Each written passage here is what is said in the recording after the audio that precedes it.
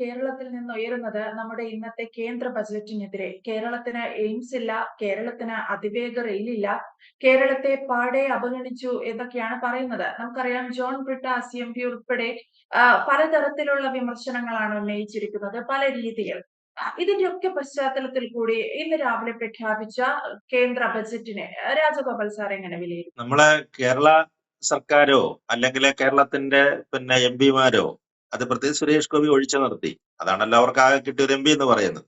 ഒഴിച്ചു നിർത്തി ഇവരെല്ലാം പരാതി പറയാൻ പോയിട്ട് കാര്യമില്ല. എന്ത് പരാതി പറയാൻ മാത്രമായിട്ടാണോ കേന്ദ്ര സർക്കാരിനോട് നമ്മുടെ എം പിമാരുടെയൊക്കെ ചുമതല എന്ന് പറയുന്നത്? അവരിന്ന് പാർലമെന്റില് ധനകാര്യമന്ത്രി ബജറ്റ് അവതരിപ്പിക്കുന്ന സമയത്ത് കേരളം കേരളം എന്നൊക്കെ പറഞ്ഞ് വിളിച്ചു പോകുന്നത് കേട്ടു. എന്തിനാണ് അവർ വിലപിക്കുന്നത്? അവര് കേന്ദ്ര സർക്കാരിനെ സംബന്ധിച്ചിടത്തോളം അത്യാവശ്യം ഒരു സംസ്ഥാനത്തിന്, പ്രത്യേകിച്ച് അവർക്ക് ജനപ്രതിനിധികളില്ല. സുരേഷ് ഗോപി BJP MP ആയിട്ടാണ് ജയിച്ചതെങ്കിൽ നമുക്കറിയാം, അത് ഒരു പൂർണ്ണസമയ രാഷ്ട്രീയക്കാരനായിരുന്നില്ല. BJP പ്രവർത്തകരുടെ സിനിമ നടൻ എന്നുള്ളൊരു ഇമേജും കൊണ്ടാണ് ജയിച്ചത്. ബാക്കി ഉണ്ടായിരുന്നല്ലോ, ബാക്കി 19 MP മാരില്ലായിരുന്നോ കേരളത്തിൽ നിന്ന്? നമ്മൾ എന്ത് ചെയ്തിട്ടുണ്ട്? നമുക്ക് ഇങ്ങോട്ട് റിട്ടേൺ മാത്രം ആവശ്യപ്പെട്ടിട്ട് കാര്യമില്ല, അവർക്ക് ആവശ്യമുള്ളത് കൊടുക്കണം. BJPക്ക് 19 കേരളത്തിലെ 20 പാർലമെന്റ് സീറ്റുകളിൽ അവർ മത്സരിച്ചിരുന്നല്ലോ. ആകെ കൂടെ സുരേഷ് ഗോപിയെ ജയിപ്പിക്കാൻ പറ്റിയിട്ടുള്ളൂ. എത്രയോ കാലാകാലങ്ങളായിട്ട് ഇത് തന്നെയാണ് നടക്കുന്നത് കേരളത്തിൽ. അത്തരം കാര്യങ്ങൾ വരുമ്പോഴേ BJP സ്ഥാനാർത്ഥികൾക്ക് വോട്ട് ചെയ്യുക, അവർക്ക് വികസനത്തിനോടൊപ്പം, ഇന്ത്യയുടെ വികസനത്തിനോടൊപ്പം നിങ്ങളും പങ്കാളികളാകുമെന്ന് പറയുന്ന സമയത്ത് BJP ഒഴിച്ചു നിർത്തുക. ആ നയമായിരുന്നു നമ്മൾ തുറന്നുകൊണ്ടിരുന്നത്. LDF ആണെങ്കിലും ശരി, UDF ആണെങ്കിലും ശരി. അവര് രണ്ടുപേരപ്പം മതേതരത്വം പറഞ്ഞു കളി. എന്ത് പറഞ്ഞു കഴിഞ്ഞാലും മതേതരത്വം പറയും. മതേതരത്വത്തിന് സംരക്ഷിക്കുന്നത് ഞങ്ങൾ BJP-ക്കാരത് സംരക്ഷിക്കുന്നില്ല, അവരാണ് ഇത് രാജ്യം മുഴുവൻ കുഴപ്പമുണ്ടാക്കുന്നതെന്ന് പറയും. എന്ന് പറഞ്ഞു കഴിഞ്ഞിട്ട്, ഇത്തരം കാര്യങ്ങൾ പറഞ്ഞിട്ട് പിന്നെ നമ്മൾ വിരമിച്ചിട്ട് കാര്യമില്ല. പണ്ടൊരു സിനിമയിലെ നെടുമുടി വേണോ പറയുന്നത് പോലെ, ഇവിടെ നമുക്ക് മാത്രം വിളമ്പുമ്പോഴെന്തോ കുഴപ്പമെന്നുള്ള മട്ട് ചോദിച്ചിട്ട് കാര്യമില്ല. അതാണ് അതിന്റെ അവസ്ഥ. അവരെ ജയിപ്പിച്ചിരിക്കുന്ന, അവർക്ക് ഭൂരിപക്ഷം കൊടുത്തിരിക്കുന്ന സംസ്ഥാനങ്ങൾക്ക് അതിന്റെ വിഹിതങ്ങൾ കൊടുക്കേണ്ടി വരും. കൊടുത്തെങ്കിൽ മാത്രമേ അവരെ സംബന്ധിച്ചിടത്തോളം, ഒരു രാഷ്ട്രീയ പാർട്ടിയെ സംബന്ധിച്ചിടത്തോളം അവരെ നിലനിർത്തുന്നത് ഏത് സംസ്ഥാനമാണ്, അവർക്ക് വാരിക്കോരി കൊടുക്കും അവര്. അതാണ് പേറ്റിച്ചിരിക്കുന്നത്. പക്ഷെ ഈ ബജറ്റ് അങ്ങനെ ആയിരുന്നില്ല. ഞാനത് കണ്ടിടത്തോളം പ്രാഥമികമായിട്ട് അതിന്റെ റിപ്പോർട്ടുകളൊക്കെ, ഫൈനൽ റിപ്പോർട്ടുകൾ വരുന്നതേ ഉള്ളൂ. ബജറ്റിന്റെ പൂർണ്ണ വിവരം വന്നിട്ടില്ല. ഗവൺമെന്റ് ഊന്നൽ നൽകുന്നത് അടിസ്ഥാന സൗകര്യ വികസനമാണ്. എനിക്ക് തോന്നുന്നത് അടിസ്ഥാന വികസന സൗകര്യമാണ്. അതായത് ഇന്ത്യയെ ഒരു 3ാമത്തെ സാമ്പത്തിക ശക്തിയായിട്ട് മാറ്റുക.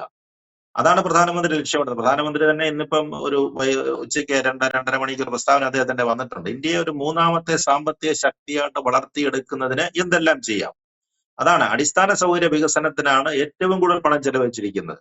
അതോടൊപ്പം തന്നെ ജനപങ്കാളിത്തം, ജനങ്ങളുടെ ആക്റ്റീവ് പാർട്ടിസിപ്പേഷൻ, അതാണ് പറയുന്നത്. ജനപൂർണ്ണ പങ്കാളിത്തം സർക്കാരുമായിട്ട് ചേർന്നുള്ള പദ്ധതികൾ കൊണ്ടുവരിക, അതവരുടെ ഒരു വലിയ ലക്ഷ്യമാണ്. അതേപോലെ സ്റ്റാർട്ടപ്പുകളും മറ്റേ വ്യവസായ സംരംഭങ്ങൾക്കും പണം മുടക്കുക, അതൊക്കെ വലിയ ലക്ഷ്യത്തോടു കൂടി ഗവൺമെന്റ് ആവിഷ്കരിച്ചിരിക്കുന്ന പദ്ധതികളാണ്. ഈ ബജറ്റിന്റെ ഏറ്റവും വലിയ ഹൈലൈറ്റ് അതാണെന്നാണ് എനിക്ക് തോന്നുന്നത്. അങ്ങനെ വരുന്ന സമയത്ത് രാജ്യത്തിന്റെ സമഗ്ര വികസനമാണ് അതിനകത്ത് ലക്ഷ്യമിടുന്നത്.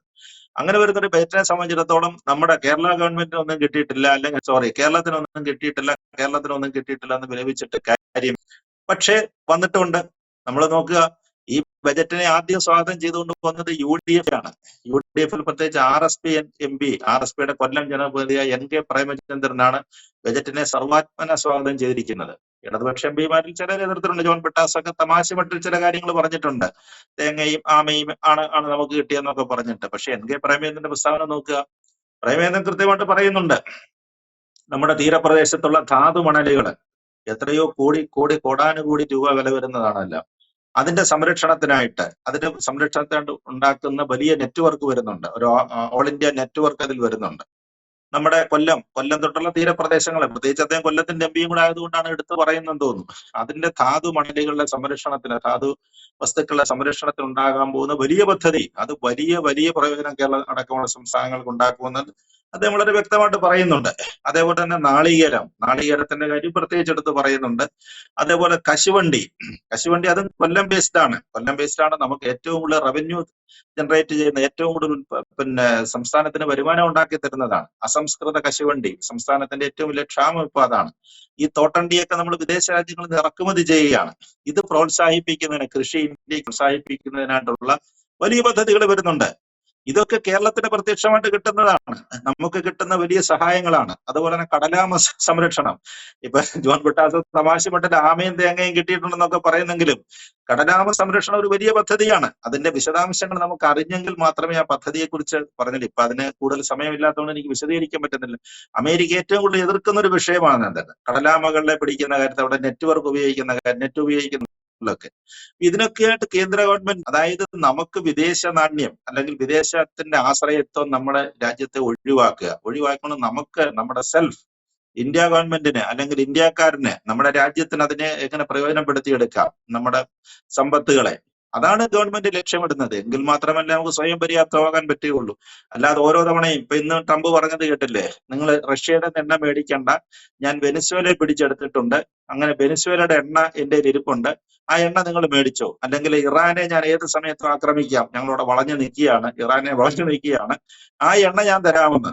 അപ്പൊ മനസ്സിലായില്ലേ, ലക്ഷ്യങ്ങൾ മനസ്സിലായില്ലേ? ഇത്തരം ഗൂഢലക്ഷ്യങ്ങളെ തകർക്കുക എന്നുള്ളത് തന്നെയാണ് നമ്മുടെ സർക്കാരിന്റെ നയം. അത് തന്നെയാണ് പ്രധാനമന്ത്രി പ്രഖ്യാപിച്ചത് എന്നാണ് എനിക്ക് ബജറ്റിന്റെ ഏറ്റവും ഒരു ഹൈലൈറ്റ് ആയിട്ട് തോന്നുന്നത്. കേരളത്തിന് കിട്ടിയിട്ടുണ്ട്, കേരളത്തിന് ആവശ്യമുള്ളത് കിട്ടിയിട്ടുണ്ട്. പിന്നെ നമ്മൾ നിരന്തരം ആവശ്യപ്പെടുന്ന ഒരു കാര്യമാണ് ഈ എയിംസ് എന്ന് പറഞ്ഞാൽ എയിംസ് കിട്ടിയില്ല. എയിംസ് കേരളത്തിന് ആവശ്യമാണ്, അത് വരേണ്ടത് തന്നെയാണ്, തീർച്ചയായിട്ടും വരേണ്ടത് തന്നെയായിരുന്നു. അതിനകത്തൊരു ചെറിയ തർക്കം നിലനിൽക്കുന്നുണ്ടെന്ന് എനിക്ക് തോന്നുന്നു. അതായത് പിന്നെ സുരേഷ് ഗോപി അടക്കമുള്ള എംപിമാർ അത് മധ്യ തിരുവിതാംകൂറിനെയാണ് കേന്ദ്രീകരിക്കുന്നത്, അവിടെ കേന്ദ്രീകരിച്ച് വരണമെന്നാണെന്ന് തോന്നുന്നു. മറ്റു ചില രാഷ്ട്രീയക്കാർക്ക് അത് നോർത്തിന്റെ ഭാഗങ്ങളിലേക്ക്, കോഴിക്കോട് കണ്ണൂർ ഭാഗങ്ങളിലേക്ക് പോയാൽ താല്പര്യമുണ്ടെന്നാണ് ഇടതുപക്ഷ താല്പര്യമുള്ള എംപിമാർ പറയുന്നത്. അപ്പൊ അങ്ങനെ വരുന്ന സമയത്ത് ആ സ്ഥലത്തിൻ്റെതായ ചില തർക്കങ്ങളും പ്രശ്നങ്ങളും ഉണ്ടാകുന്നുള്ളതെന്ന് തോന്നുന്നു. അതെന്തായാലും എയിംസ് വരുമെന്നുള്ള കാര്യത്തില് സുരേഷ് ഗോപിയൊക്കെ ആവർത്തിച്ചത് പറയുന്നുണ്ട്. തീർച്ചയായിട്ടും അദ്ദേഹം പറയുന്ന ഒരു കാര്യത്തിൽ നമുക്ക് ആ മുഖവിലേക്ക് എടുക്കാം, വിശ്വസിക്കാം. തൽക്കാലം ബജറ്റിൽ പ്രഖ്യാപനം ഉണ്ടായില്ലെങ്കിലും എയിംസിന്റെ പ്രഖ്യാപനം വലിയ താമസിയാതെ ഉണ്ടാകുമെന്നാണ് എനിക്കും തോന്നുന്നത്. അതേപോലെ തന്നെയാണ് ഈ അതിവേഗ റെയിൽ ഒരുപാട് കോറിഡോറുകൾ ഇപ്പൊ പ്രഖ്യാപിച്ചു. അതിനകത്തിലും കേരളം ഇല്ലാതെ പോയി എന്നാണ് പറയുന്നത്. കേരളത്തിനും അതിവേഗ പദ്ധതിക്കകത്ത് ഇല്ലാതെ പോയി എന്നുള്ളതാണ്. പക്ഷേ ഇന്നും ഈ ശ്രീധരൻ പറയുന്നുണ്ട്, നമ്മൾ അദ്ദേഹത്തെ വിശ്വസിക്കണം. ഇന്ത്യയുടെ മെട്രോമാനാണ്, സാങ്കേതിക രംഗത്ത് ഏറ്റവും കഴിവുള്ള ആളാണ്. ഈ റെയിൽ നടപ്പിലാക്കി കിട്ടുന്നതിന് വേണ്ടിയിട്ട് ഇന്ന് ഇന്ത്യയിൽ ജീവിച്ചിരിക്കുന്നവർ എത്രയും 90 വയസ്സിന് മുകളിൽ പ്രായമുണ്ടെങ്കിലും അത് നടപ്പാക്കിയെടുക്കുന്ന ലക്ഷ്യബോധമുള്ള ടെക്നോക്രാറ്റാണ് അദ്ദേഹം. അദ്ദേഹം ഇന്നും പറഞ്ഞല്ലോ, നമുക്ക് നടപ്പാകും. ഈ ബജറ്റിൽ പ്രഖ്യാപനം ഇല്ലാന്ന് കരുതി നിങ്ങൾ നിരാശപ്പെടേണ്ട കാര്യമില്ല. കാരണം ഇത് അദ്ദേഹം കേന്ദ്ര റെയിൽവേ മന്ത്രിയുമായിട്ട് സംസാരിച്ചിട്ടുണ്ട്. 2 ആഴ്ചയ്ക്ക് മുമ്പ് സംസാരിച്ച ശേഷം കേന്ദ്ര റെയിൽവേ മന്ത്രി തന്നെ അദ്ദേഹത്തോട് പറഞ്ഞു, താങ്കൾക്ക് എല്ലാ ദിവസവും DMRC ആണ് ഇതിന്റെ പണി ചെയ്യാൻ പോകുന്നത്. ഡൽഹി മെട്രോ റെയിൽ കോർപ്പറേഷനാണ് നമ്മുടെ ഈ അതിവേഗ റെയിൽ തിരുവനന്തപുരം മുതൽ കണ്ണൂരിൽ വരെ വരാൻ പോകുന്ന ആ റെയിൽ ചെയ്യാൻ പോകുന്നത്. 3.5-4 മണിക്കൂർ കൊണ്ട് കണ്ണൂരിലെത്തുന്ന പദ്ധതിയാണ്. അപ്പൊ അദ്ദേഹത്തോട് തന്നെ അശ്വിനി വൈഷ്ണവ് നേരിട്ട് പറഞ്ഞിരിക്കുകയാണ്, താങ്കൾ ഒരു കാര്യം ചെയ്യൂ, ഡൽഹിയിൽ വരെ നിരന്തര കൺസൾട്ടേഷന് വരണ്ട, അദ്ദേഹം താമസിക്കുന്ന പൊന്നാനിയിലാണ് അദ്ദേഹം താമസിക്കുന്നത്, പൊന്നാനിയിൽ തന്നെ ഓഫീസ് തുടങ്ങിയിട്ട് അതിന്റെ പ്രവർത്തനങ്ങളുമായിട്ട് മുന്നോട്ട് പോകാൻ പറഞ്ഞിരിക്കുകയാണ്. അപ്പൊ അദ്ദേഹം കൃത്യമായിട്ട് പറയുന്നുണ്ട്. ഈ ശ്രീധരൻ ഇന്നും പറഞ്ഞല്ലോ, ഇന്നും ഉച്ചയ്ക്ക് അദ്ദേഹത്തിന് പ്രസ്ഥാനം വന്നിട്ടുണ്ട്, തീർച്ചയായിട്ടും ബജറ്റിൽ ഇത് ഉണ്ടാകത്തില്ല എന്നുള്ളത് എനിക്ക് ഉറപ്പായിരുന്നു എന്ന് അദ്ദേഹം പറയുന്നു. ബജറ്റിൽ ചിലപ്പോൾ പ്രഖ്യാപിക്കത്തില്ലായിരിക്കാം, പക്ഷേ അതിവേഗ റെയിൽ നടപ്പാകും. അത് നടപ്പാക്കിയത് അവരെയൊക്കെ നമുക്ക് വിശ്വസിക്കണം. കാരണം ഈ ശ്രീധരനെ പോലെയുള്ള ആളുകൾ പറയുന്നതിനെയൊക്കെ നമ്മൾ ആ വാക്കുകളെ മുഖവിലേക്ക് എടുക്കണം. അപ്പൊ അല്ലാതെ രാഷ്ട്രീയ നേതാക്കന്മാർ പറയുന്നത് പോലെയുള്ള ആരോപണ പ്രത്യാരോപണങ്ങൾക്ക് ഇത് പോകണ്ട എന്നാണ് എനിക്ക് തോന്നുന്നത്. ഇപ്പൊ കേരള പദ്ധതി നടപ്പാക്കുക തന്നെയാണ്. അതേപോലെ തന്നെയാണ് തിരുവനന്തപുരം കോർപ്പറേഷൻ. മറ്റൊരു ആരോപണം വന്നിരിക്കുന്നത് BJPക്ക് ആദ്യമായിട്ട് കിട്ടിയിരിക്കുകയാണ്. തിരുവനന്തപുരം കോർപ്പറേഷന്റെ ഭരണം അവർക്ക് കിട്ടിയിട്ടുണ്ട്. അപ്പൊ തിരുവനന്തപുരം കോർപ്പറേഷനുള്ള പ്രഖ്യാപനങ്ങളൊന്നും വന്നിട്ടില്ലല്ലോ എന്നൊരു ആരോപണം കൂടെ വരുന്നുണ്ട്. തിരുവനന്തപുരം കോർപ്പറേഷനെ ബേസ് ചെയ്തിട്ടല്ലല്ലോ ഒരു കേന്ദ്ര ഗവൺമെന്റ് ഒരു ബജറ്റ് അവതരിപ്പിക്കുക എന്ന് പറഞ്ഞു കഴിഞ്ഞാൽ ഏതെങ്കിലും ഒരു കോർപ്പറേഷനെ അടിസ്ഥാനപ്പെടുത്തിയിട്ട് അല്ലെങ്കിൽ കോർപ്പറേഷനിൽ കുറച്ച് കാര്യങ്ങൾ നടപ്പാക്കുന്നതിന് വേണ്ടിയിട്ടുള്ളതല്ലല്ലോ അത്. അത്തരം ആരോപണങ്ങൾ ഒരു ബാലിശമാണ്. കാരണം BJPക്ക് ഒരു അവസരം കിട്ടി, അവരവിടെ ഭരിക്കുന്നു എന്ന് കരുതിയിട്ട് അവിടെ എല്ലാം കൂടെ വാരിക്കോരി കൊടുക്കാനൊക്കത്തില്ലല്ലോ. അതല്ല അതിന്റെ നയം എന്ന് പറയുന്നത്. എല്ലാ വരുമാനങ്ങൾ എല്ലാ സംസ്ഥാനങ്ങൾക്കും കൃത്യമായിട്ട് വീതിച്ചു കൊടുക്കണം. അപ്പൊ അങ്ങനെ മാത്രമേ ഒരു പദ്ധതി കൂടെ ഒരു ഗവൺമെന്റ് മുന്നോട്ട് പോകാൻ പറ്റത്തുള്ളൂ. അപ്പൊ രാഷ്ട്രീയ ആരോപണ പ്രത്യാരോപണങ്ങൾ എന്തെല്ലാം അവിടെ നിന്ന് കഴിഞ്ഞാലും ശരി, NK പ്രേമചന്ദ്രൻ ഈ ബജറ്റിനെ സർവാത്മന സ്വാഗതം ചെയ്തുകൊണ്ട് ആദ്യം രംഗത്ത് വന്നിരിക്കുന്നത് NK പ്രേമചന്ദ്രൻ എന്ന് പറയുന്ന UDFന്റെ ഘടകകക്ഷിയിൽപ്പെട്ട RSPയുടെ MP ആണ് വന്നിരിക്കുന്നത്. ഈ പാർലമെന്റില് ഈ ബജറ്റ് കഴിഞ്ഞ ഈ പാർലമെന്റ് സമ്മേളനത്തിലെ ഏറ്റവും നന്നായിട്ട് കാര്യങ്ങൾ മനസ്സിലാക്കാനും സംസാരിക്കാനും ഒക്കെ കഴിയുള്ള MP ആണ്. എല്ലാവരുടെയും പിന്തുണ കിട്ടിയിട്ടുള്ള MP യുമാണ് അദ്ദേഹം. അദ്ദേഹം കൃത്യമായിട്ട് തന്നെ വിശകലനം ചെയ്യുന്നുണ്ട്. അപ്പൊ അതുകൊണ്ട് നമുക്ക് കേരളത്തിന് കിട്ടിയിട്ടില്ല എന്നുള്ള വാദം നിലനിൽക്കത്തില്ല. പിന്നെ ബ്രിട്ടാസിനെ പോലുള്ളവർക്ക് ആരോപണങ്ങൾ ഉന്നയിക്കാം. അവർ സ്വാഭാവികമായിട്ട് പ്രതിപക്ഷ കക്ഷികൾ എന്നുള്ള സ്വാഭാവികമായിട്ട് തന്നെ ഉന്നയിക്കാം. കേരളത്തിന് അർഹമായിട്ടുള്ളത് കിട്ടിയിട്ടുണ്ട്. നമ്മൾ എന്ത് അങ്ങോട്ട് അവർക്ക് കൊടുത്തിട്ടുണ്ടോ അതിനുള്ള റിട്ടേൺ നമുക്ക് കിട്ടിയിട്ടുണ്ടെന്ന് തന്നെയാണ് എന്റെ ഒരു വിലയിരുത്തൽ എനിക്ക് തോന്നുന്നത്. യെസ്, അതാണ് രാജഗോപാൽ സാർ സൂചിപ്പിച്ചതുപോലെ പ്രതിപക്ഷ പാർട്ടികൾ എന്ന നിലയ്ക്ക് കൃത്യമായി വിമർശനം ഉന്നയിച്ചേ മതിയാകൂ. അത്തരത്തിലാണ് ജോൺ ബ്രിട്ടാസ് ഉൾപ്പെടെയുള്ളവർ ഇത്തരം വിമർശനം ഉന്നയിച്ചിരിക്കുന്നത് എന്ന് വേണം കരുതാൻ. ഒപ്പം കേരളത്തിന് എന്ത് കിട്ടിയില്ല എന്നതിനേക്കാൾ ഉപരി രാജഗോപാൽ സാർ അക്കമിട്ട് എണ്ണി എണ്ണി പറഞ്ഞ ചില കാര്യങ്ങളുണ്ട്. അതുവഴി എന്ത് കിട്ടി എന്ന് ആലോചിച്ചാൽ കൂടി നന്നായിരിക്കും. എന്തായാലും വ്യക്തമാണ്. Thank you. കൂടുതൽ വാർത്തകളും വിശേഷങ്ങളും നിങ്ങളിലേക്ക് എത്താൻ ABC മലയാളം സബ്സ്ക്രൈബ് ചെയ്യുക, ബെൽ ബട്ടണും അമർത്തുക.